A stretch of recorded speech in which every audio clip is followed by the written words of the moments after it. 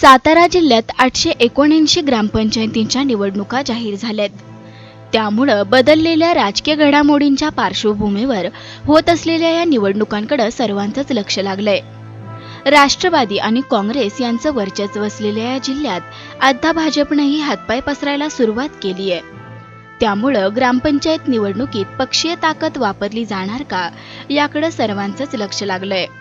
सातारा तालुक्यात सर्वात जास्त 135 ग्रामपंचायतींच्या निवडणुका होणार आहेत।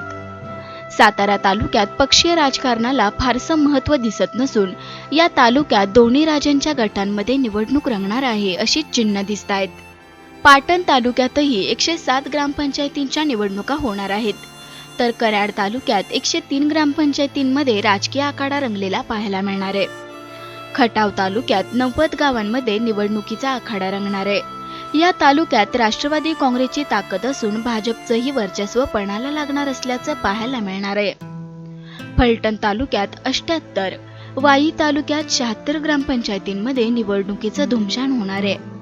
त्यामुळे या तालुक्यात राष्ट्रवादी आणि भाजप असा थेट सामना रंगण्याची चिन्ह आहेत। जावली तालुक्यात 75 ग्रामपंचायतींच्या निवडणुका होत असून भाजप आणि राष्ट्रवादी काँग्रेस यांच्यात चुरस पाहायला मिळणार आहे। मान तालुक्यात 61 तर खंडाळा तालुक्यात 57 गावांमध्ये ग्रामपंचायत निवडणुकीचा धुरळा उडणार आहे। कोरेगाव तालुक्यात 55 गावात राजकीय वातावरण तापलंय। शिवसेना आणि राष्ट्रवादी यांच्यातच लढत होणार असल्याचं दिसून येतंय।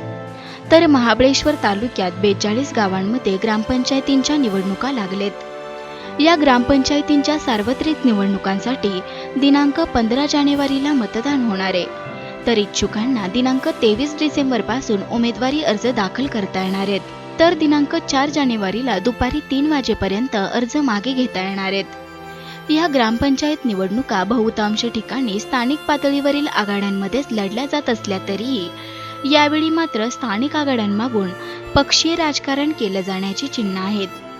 त्यामुळं राष्ट्रवादी काँग्रेसचं वर्चस्व असलेल्या सातारा जिल्ह्यात महाविकास आघाडीचा प्रयोग होणार का, की भाजप ग्रामीण भागावर पकड वाढवणार याकडे सर्वांचंच लक्ष लागलंय।